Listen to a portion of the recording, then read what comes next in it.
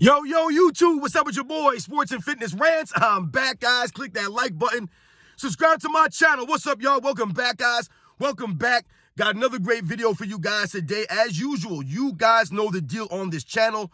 We're here to put some respect on Michael Jordan. We're here to put some respect on his era. Stop all the lies. Stop the narratives. And I want to thank you guys for all your love, man. Everybody across the world, everybody across the states, everybody in Germany, everybody in England, everybody in France, Belgium, the Netherlands, everybody in South Africa, Kenya, Trinidad and Tobago, the Bahamas, Jamaica, the Philippines, Canada, Australia, New Zealand, everybody in Monte Carlo, everybody in Poland. Shout out to all you guys, everybody in Japan. Much respect. Everybody across the states, D.C., New York, L.A., everybody in Indianapolis, everybody in ATL. Shout out to everybody in Texas. Shout out to Texas, man. Much respect to all you guys, man. Thank you for supporting my channel. It means a lot to me, guys. I am truly humbled by all your support, guys. It means a lot to me. And in this video, we're going to speak about Michael Jordan and his era and this notion that you hear people talk about.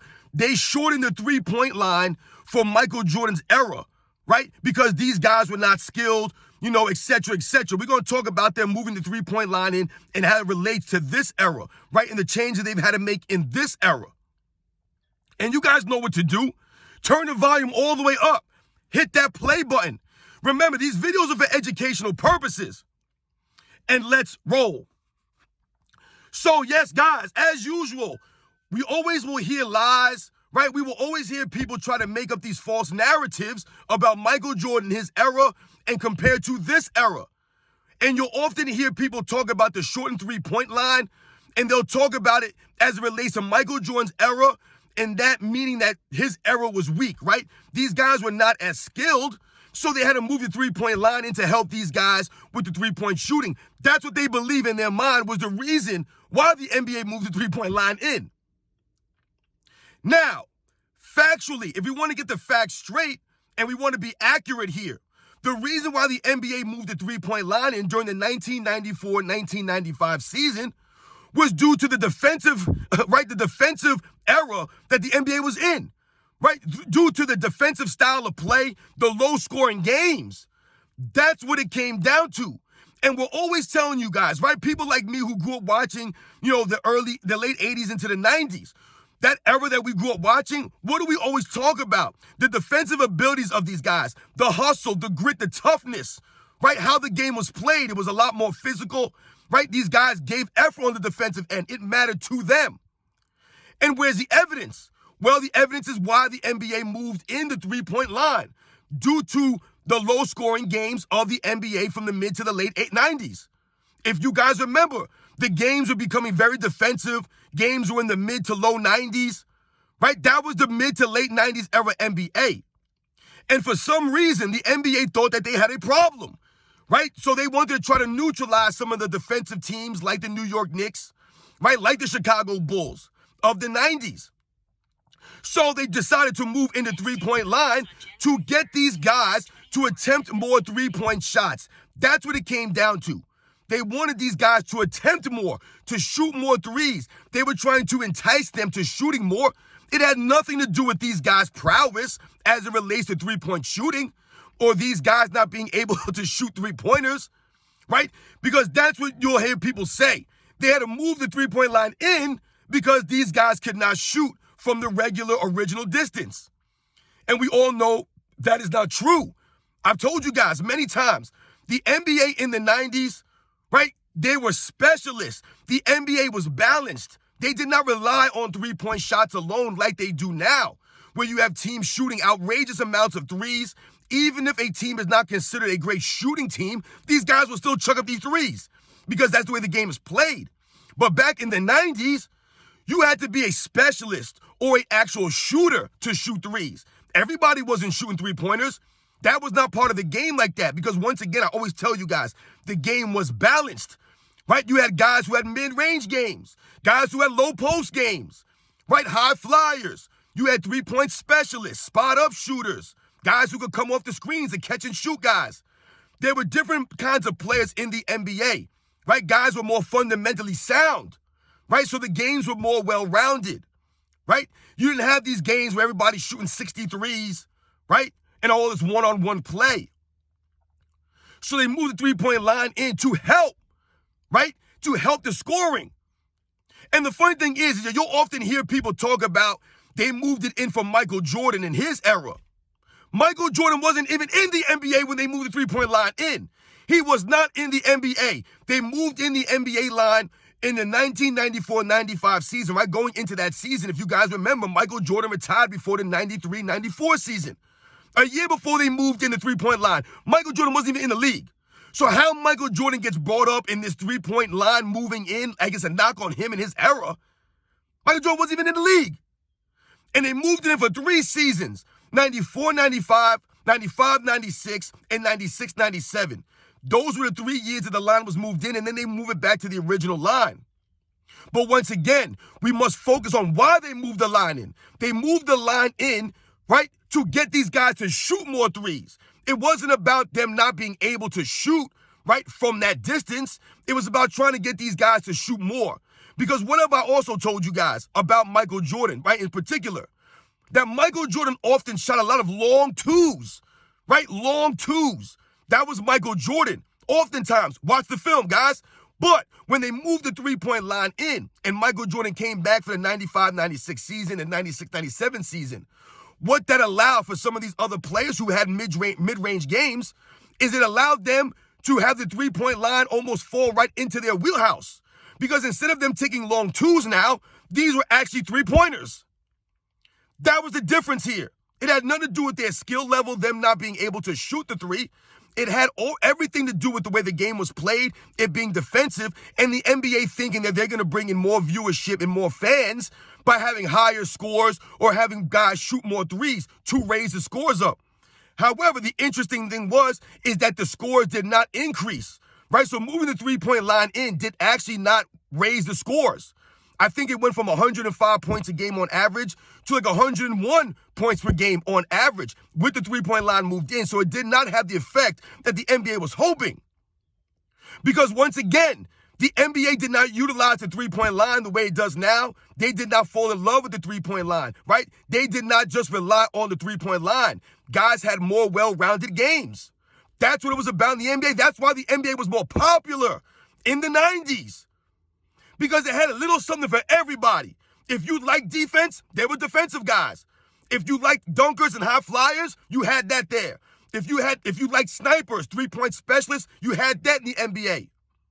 You had fierce competitors. You had the so-called tough guys, the enforcers, right? You had great leaders. You had great floor generals, great big men. All of these things in the 90s, right? You had stars all over the league, guys with great personalities, guys who had charisma. This is why the league was popular. The NBA moved the three-point line in to assist with scoring, to entice these guys to shoot more. It had nothing to do with these guys not being able to shoot, right? Or them not being skilled enough to shoot the threes from that range, so they had to move it into healthy. Give me a break, man. These are professional basketball players, man. Just because they're not shooting 20, 30, 40, 50 threes a game like they do now doesn't mean that they could not shoot. The thing about the guys in the 90s that we always respected is that they got in where they fit in, right? They didn't try to do things that they couldn't do. And that's what you have a lot going on right now in the NBA. Everyone thinks they're a three-point shooter when they are not. Everybody wants to hang on the perimeter, right, when they're not shooters. And then they'll call these guys skilled. Why? Because they shoot 33% from the three-point line or 34 or 35% from the three-point line. That's not good. These guys are out there chucking threes up now, which is part of the reason why the game is not popular. It's not fun to watch. In my opinion, the NBA might need to think about moving back the three-point line a foot, right? Move it back, right? Because like I just said, you have guys out here in the NBA who really believe they're shooters when they're not shooters. Everyone thinks they're a shooter now. They're not. That's a problem with the NBA. Everybody wants to chuck up threes when they cannot shoot like that. So what do you get in these games? You get these teams shooting 40, 50 threes in a game, right? And maybe they're shooting 32%, 33%. That's not fun and entertaining to watch. Guys make 3 out of every 10 shots they're shooting. How is that fun? There's no in-between game, right? There's nothing to keep people interested. It's all the same. So you guys know the deal, man. I hate when I hear and I see people say or write a comment, oh, the NBA had to move in the three-point line to help Michael Jordan and his era. Once again, Michael Jordan was not in the NBA when they moved the three-point line in, so leave Michael Jordan out of this. Number two, all the guys that could shoot in the 90s, right? It had nothing to do with them moving in the three-point line in for 3 seasons. They acted as if they moved the three-point line in for an entire decade of the 90s. It was 3 seasons. And once again, it did not have the effect that they were hoping, which was to increase scoring. It had nothing to do with the popularity of the game, right? They thought that the game was getting ugly, was getting too defensive. And look where we're at now all these years later, right? You fast forward 20 years later, the game is completely not recognizable for a lot of people like me who grew up watching basketball in the 90s, where guys gave effort on defense, right? Like I told you, the game was more balanced. Even into the early 2000s, the game was very defensive, but it was a balanced game. The ratings are terrible now. So remember, guys, them moving in the three-point line had nothing to do with the NBA players and their lack of skill or anything like that. It had to do with the NBA trying to increase scoring, right? Trying to get people, or they thought that people would watch more of the NBA, right? If the points went up. And we can see now that just because scoring is high, it's not going to keep the viewers. Because a lot of people appreciated and respected both ends of the ball. We appreciated and respected the defensive guys and the defensive teams and what that meant and what that brought to the NBA. And now there's no defense. It's all emphasized on scoring and shooting. It's not the same, right? Once again, this is why the popularity of the game, or one of the reasons why the game is not as popular. You guys know the deal, man. They never moved the three-point line because these guys couldn't shoot or they weren't as skilled. They were trying to help with the scoring of the game. The game was becoming too defensive, which I don't understand how a league could become too defensive and the scores are becoming too low for them. That means that you have to work harder. That's what we're talking about. The points mattered more. When Michael Jordan averaged 30 points a game and his team was only averaging 90 points a game, that mattered a lot more, right? That meant a lot more. It showed Michael Jordan's prowess and his ability to score at a high level. Right? If teams are only shooting 10 or 15 threes a game, right, then it matters more if they're making or missing those threes, right? The threes were actually more impactful back in those days because they weren't taken as often. So a three-pointer had more of an impact. It meant more. When someone hit a three, you celebrated it more. And then now, what are we celebrating? Every shot's a three-point attempt. Don't mean as much.